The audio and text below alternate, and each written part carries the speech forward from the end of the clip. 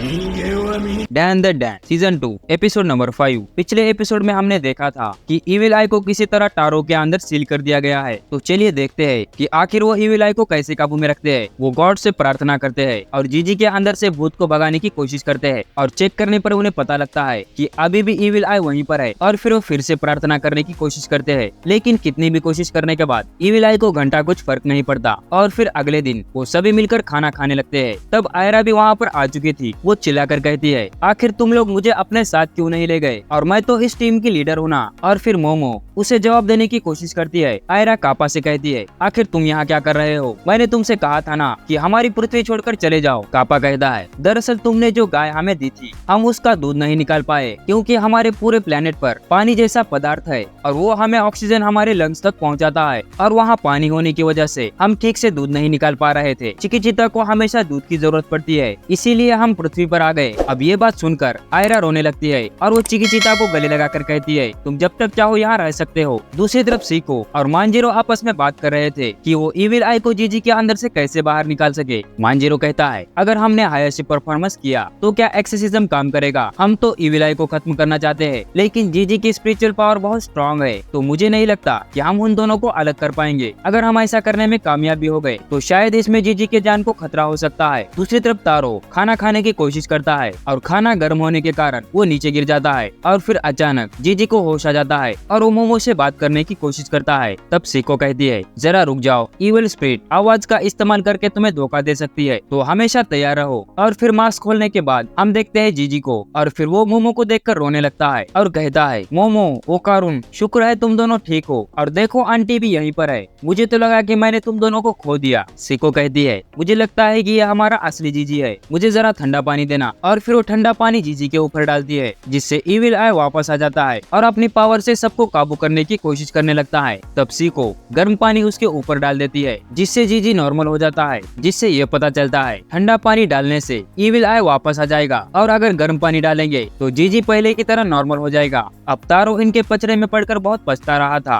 और वो अपने अंदर जीजी को लेकर हाना के साथ रोमांस नहीं कर सकता था। सेको कहती है, मैं तुम्हें हाना से मिलने की इजाजत नहीं दूंगी, और मेरे घर में 10 बजे के बाद कर्फ्यू लग जाएगा। आगे वो जीजी ओकारुन और मोमो से माफी मांगती है, क्योंकि उसे पता नहीं था कि इविल आई वहाँ पर मिलेगा। तब टर्बो ग्रैनी उन्हें बताती है कि तुम लोग चाहकर भी इविल आई को कंट्रोल नहीं कर सकते। इविल आई एक माउंटेन स्पिरिट है, और माउंटेन स्पिरिट एक गॉड जितने पावरफुल होते हैं। अगर वो किसी ऑर्डिनरी इंसान को पोजेस कर लेंगे तो वो इंसान पागल हो जाता है और कुछ दिनों बाद मर जाता है। तो इसीलिए वो हमेशा हाई स्पिरिचुअल पावर वाले इंसान को ही ढूंढते हैं, और इसीलिए जीजी एक अल्टीमेट वेसल है। इविल आई अभी तो एक बच्चा है, धीरे धीरे वो और ताकतवर बन जाएगा, और तब तुम चाहकर भी उसे रोक नहीं पाओगे। सेको कहती है, आज से जीजी हमेशा किसी एक के साथ रहा करेगा, और इसमें मांजिरो भी हमारा साथ देगा, चाहे जो कुछ भी हो जाए। एक्सोर्सिज्म के पहले कामिगाओ सिटी से बाहर मत जाना, और वैसे भी टारो के बैरियर उसे ज्यादा देर तक रोक नहीं पाएंगे, और इसीलिए हमें गर्म पानी का इस्तेमाल करना होगा। अगर कभी भी इविल आई बाहर आ जाए तब उस पर गर्म पानी डाल देना, और जीजी चाहे कुछ भी हो जाए ठंडे पानी को हाथ मत लगाना, तुम्हें पानी से खतरा है। थोड़ी देर बाद कापा वहाँ से जा रहा था, और वो एक डेयरी फार्म में वर्कर की तरह काम कर रहा था, क्योंकि सीको ने उसकी मदद की थी। और वो मोमो से कहता है कि अगर तुम्हें कभी भी मेरी जरूरत पड़े तो मुझे बस कॉल कर देना। ओकारुन कहता है, क्या तुम बताओगे कि तुम्हारी एयरशिप कैसे उड़ती है, क्या वो एंटी ग्रेविटी इस्तेमाल करती है। और फिर वो शिप के अंदर चले जाता है, और फिर वो शिप फुल स्पीड में वहाँ से चली जाती है और घूमकर अपने घर पहुँच जाती है।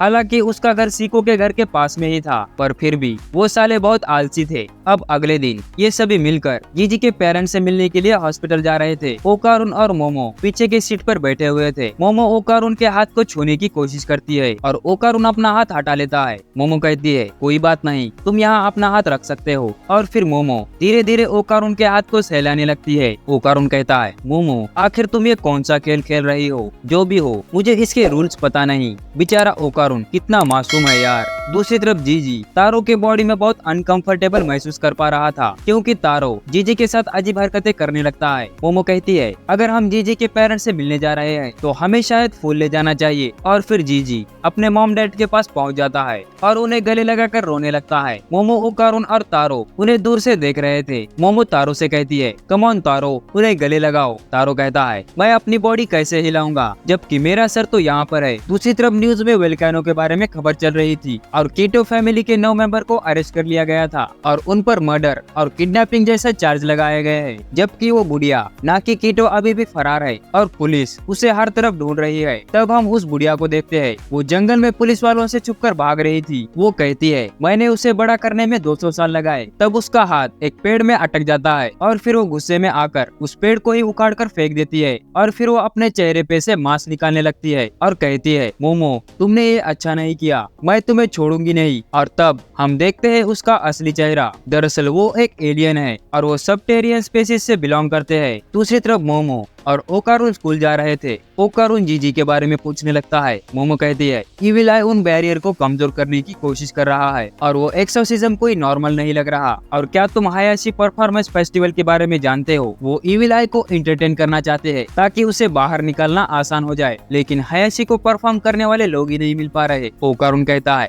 हमें जल्दी कुछ न कुछ करना होगा वरना इविल आई तारो के बैरियर को तोड़ देगा। तभी अचानक मोमो के दोस्त वहाँ पर आ जाते हैं और वो उनके जबरदस्ती गले पड़ते हैं। लड़की कहती है, क्या तुमने वोल्केनो के बारे में न्यूज सुनी? ये देखो, वोल्केनो के आसपास एक यूएफओ देखा गया है। वैसे तुम नया फोन कब खरीदने वाली हो? वो कहती है, दादी तो मेरे यूनिफॉर्म से ही परेशान है, अगर मैंने फोन मांग लिया तब तो वो भड़क उठेगी। दूसरी तरफ आयरा क्लासरूम के बाहर ही खड़ी हुई थी और वो सोच रही थी, मैंने ही मोमो के बारे में अफवाह फैलाई, इसीलिए मुझे मोमो की बुराई नहीं करनी चाहिए। तब मोमो वहाँ पर आ जाती है और कहती है, ओ आयरा मेरे साथ चलो, एक जरूरी काम है। और पूरी क्लास उन्हें देख रही थी। आयरा कहती है, पूरे क्लास के सामने मेरे साथ अच्छे बनने का नाटक मत करो। अगर किसी ने मुझे तुम्हारे साथ देख लिया तो मेरी पॉपुलैरिटी लोगों के बीच कम हो सकती है। तुम अलग हो ताकाकुरा, मुझे खुशी हुई कि तुमने मुझसे बात की। मोमो कहती है, ओकारुन और आयरा मैं चाहती हूँ कि तुम दोनों मेरे घर सोने के लिए आओ। तुम दोनों वहाँ पर रहोगे तो अच्छा होगा। अगर जीजी अचानक इविल आई बन गया तो तुम दोनों साथ रहने से थोड़ी हिम्मत मिलेगी। और वैसे भी दादी तो मेरे साथ है ही, पर वो चाहकर भी 24 घंटे जीजी पर नजर नहीं रख सकती और इसीलिए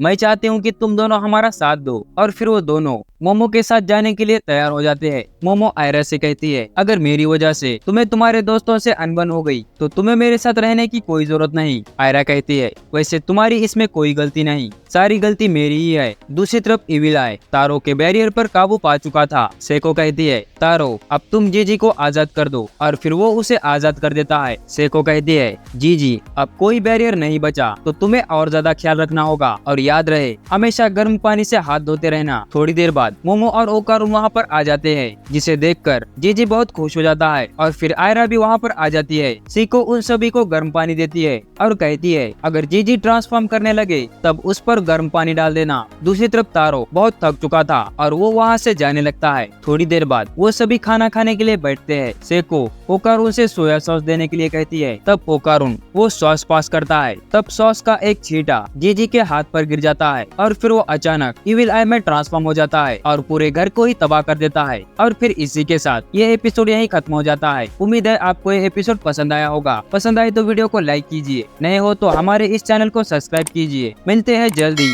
ऐसे ही एक नई वीडियो में, तब तक आप हमारी दूसरी वीडियो देख सकते हो।